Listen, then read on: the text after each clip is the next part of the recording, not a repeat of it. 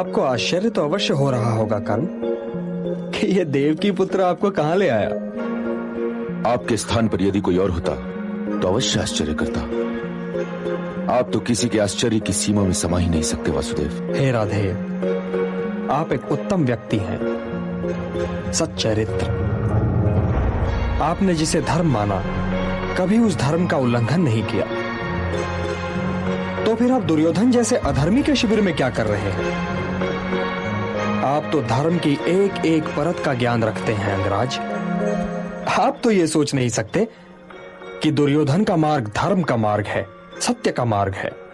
परंतु मेरे और दुर्योधन के संबंध का आधार न धर्म है केशव, और न ही अधर्म। इस संबंध का आधार स्नेह है। वो मेरा मित्र है। वो मेरा कृष्ण तो नहीं, किंतु मैं उसका सुदामा अवश्य हूं। क्षत्रियों के समाज ने मुझे केवल इसलिए नहीं स्वीकार किया ना कि मैं एक सूतपुत्र हूं, परंतु दुर्योधन ये एक अकेला क्षत्रिय है जिसने कभी भी मेरे और उसके बीच इस विशेषण की दूरी नहीं रखी।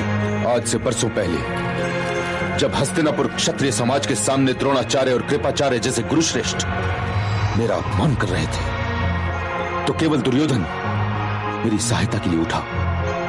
उसने मुझे अंक का राजा बनाकर मुझे यह अधिकार दिलवाया कि मैं उस अभिमानी कुंती पुत्र अर्जुन को ललकार सकूं।